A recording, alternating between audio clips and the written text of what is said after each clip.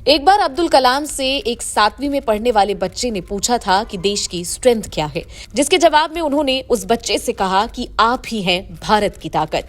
आने वाला समय आपके इशारों पर चलने वाला है। अब हम आज की बात कर लेते हैं, जहां भारत की ताकत यानी कि भारत का युवा नौकरी तो छोड़िए पेपर देने के लिए भी संघर्ष कर रहा है। यहां हम बात एनटीए की कर रहे हैं, जिसे लेकर देश के युवाओं में अभी उबाल है। पहले से ही नीट के पेपर को लेकर कई सारी धांधली की खबर सामने आ रही है, तो अब एनटीए ने नेट का एग्जाम रद्द करके युवाओं को और बड़ा झटका दे दिया है।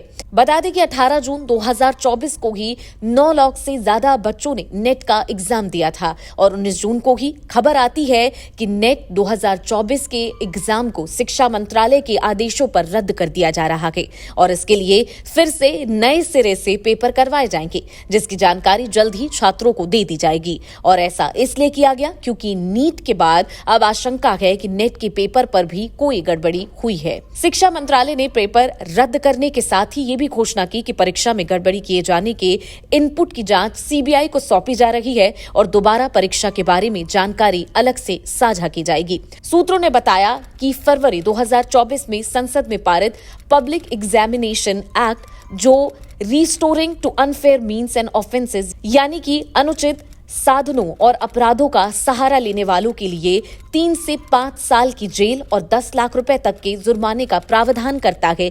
पूरी संभावना है कि इस परीक्षा पर भी लागू होगा।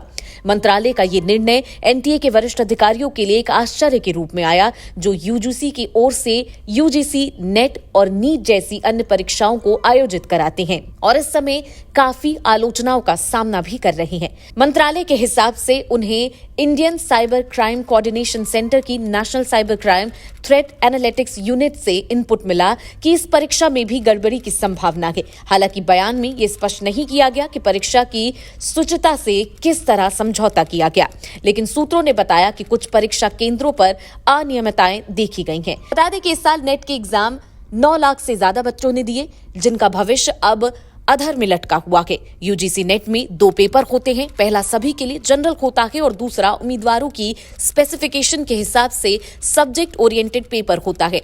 दूसरे पेपर में कुल 83 सब्जेक्ट्स होते हैं। दोनों पेपर 3 घंटे के होते हैं। दोनों पेपरों में मल्टीपल चॉइस क्वेश्चन होते हैं। कुल 150 प्रश्न पूछे जाते हैं, जिसमें पेपर 1 में 50 प्रश्न होते हैं और पेपर 2 में 100 प्रश्न होते हैं। परीक्षा में कोई नेगेटिव मार्किंग नहीं होती है। इस जानकारी पर आप क्या सोचते हैं, कमेंट सेक्शन में जरूर बताएं और बाकी की खबरों के लिए बने रहें जनसत्ता के साथ।